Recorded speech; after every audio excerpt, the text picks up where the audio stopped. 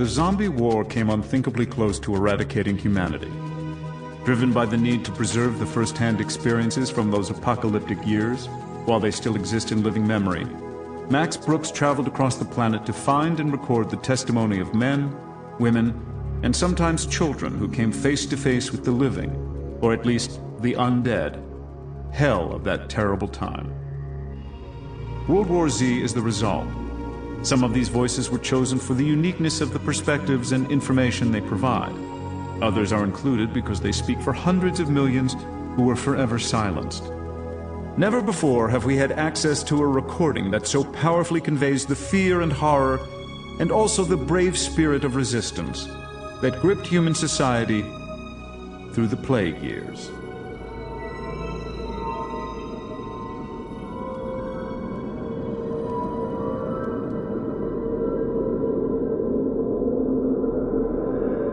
Random House Audio presents World War Z by Max Brooks, read by a full cast.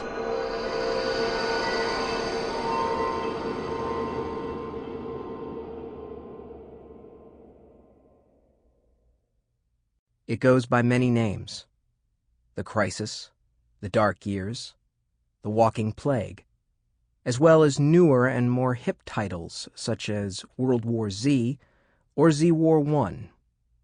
I personally dislike this last moniker as it implies an inevitable Z War II. For me, it will always be the Zombie War, and while many may protest the scientific accuracy of the word zombie, they will be hard-pressed to discover a more globally accepted term for the creatures that almost caused our extinction. Zombie remains a loaded word, a devastating word, unrivaled in its power to conjure up so many memories or emotions.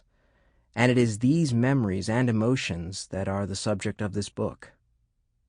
This record of the greatest conflict in human history owes its genesis to a much smaller, much more personal conflict between myself and the chairperson of the United Nations Post-War Commission report.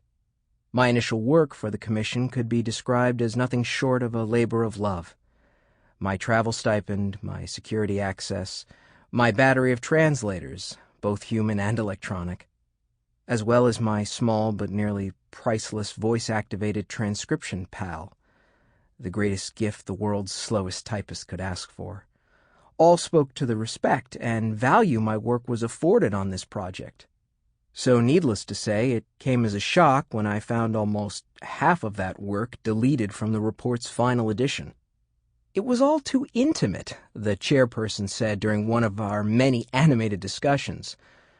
Too many opinions, too many feelings. That's not what this report is about. We need clear facts and figures, unclouded by the human factor. Of course, she was right. The official report was a collection of cold, hard data, an objective after-action report that should allow future generations to study the events of that apocalyptic decade without being influenced by the human factor. But isn't the human factor what connects us so deeply to our past? Will future generations care as much for chronologies and casualty statistics as they would for the personal accounts of individuals not so different from themselves? By excluding the human factor, aren't we risking the kind of personal detachment from a history that may, heaven forbid, lead us one day to repeat it? And in the end, isn't the human factor the only true difference between us and the enemy we now refer to as the living dead?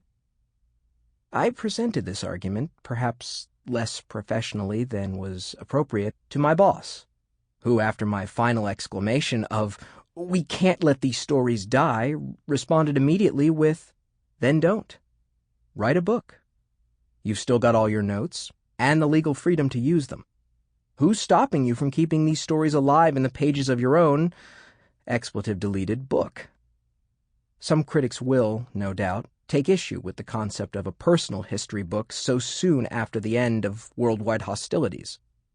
After all, it has been only 12 years since VA Day was declared in the continental United States, and barely a decade since the last major world power celebrated its deliverance on Victory in China Day. Although this is primarily a book of memories, it includes many details, technological, social, economic, and so on, found in the original Commission report, as they are related to the stories of those voices featured in these pages. This is their book, not mine, and I have tried to maintain as invisible a presence as possible. I have attempted to reserve judgment or commentary of any kind, and if there is a human factor that should be removed, let it be my own.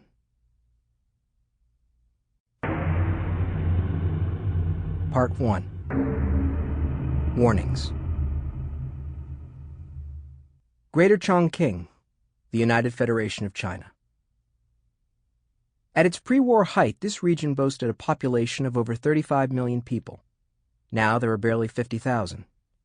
Reconstruction funds have been slow to arrive in this part of the country, the government choosing to concentrate on the more densely populated coast. There is no central power grid, no running water besides the Yangtze River, but the streets are clear of rubble, and the local Security Council has prevented any post-war outbreaks. The chairman of that council is Kwang Jing-shu, a medical doctor who, despite his advanced age and wartime injuries, still manages to make house calls to all his patients. The first outbreak I saw was in a remote village that officially had no name. The residents called it New Dachang, but this was more out of nostalgia than anything else. Their former home, Old Dachang, had stood since the period of the Three Kingdoms, with farms and houses, and even trees said to be centuries old. When the Three Gorges Dam was completed, and reservoir waters began to rise, much of Dachang had been disassembled, brick by brick, then rebuilt on higher ground. This new Dachang, however, was not a town, but a National Historic Museum. It must have been a heartbreaking irony for those poor peasants to see their town saved, but then only being able to visit it as a tourist. Maybe that is why some of them chose to name their newly constructed hamlet New Dachang, to preserve some connection to their heritage, even if it was only in name. I personally didn't know that this other New Dachang existed, so you can imagine how confused I was when the call came in. The hospital was quiet. It had been a slow night, even for the increasing number of drunk driving accidents. Motorcycles were becoming very popular. We used to say that your Harley-Davidsons killed more young Chinese than all the GIs in the Korean War. That's why I was so grateful for a quiet shift. I was tired. My back and feet ached. I was on my way out to smoke a cigarette and watch the dawn when I heard my name being paged. The receptionist that night was new and couldn't quite understand the dialect. There had been an accident or an illness. It was an emergency. That part was obvious. And could we please send help at once? What could I say? The younger doctors, the kids who think medicine is just a way to pad their bank account, they certainly weren't going to go help some Nongmin just for the sake of helping. I guess I'm still an old revolutionary at heart. Our duty is to hold ourselves responsible to the people. Those words still mean something to me, and I try to remember that, as my deer bounced and banged over dirt roads the government had promised, but never quite gotten around to paving. I had a devil of a time finding the place. Officially, it didn't exist, and therefore wasn't on any map. I became lost several times, and had to ask direction from locals, who kept thinking I meant the museum town. I was in an impatient mood by the time I reached the small collection of hilltop homes. I remember thinking, this had better be damn serious. Once I saw their faces, I regretted my wish. There were 7 of them, all on cots, all barely conscious. The villagers had moved them into their new communal meeting hall.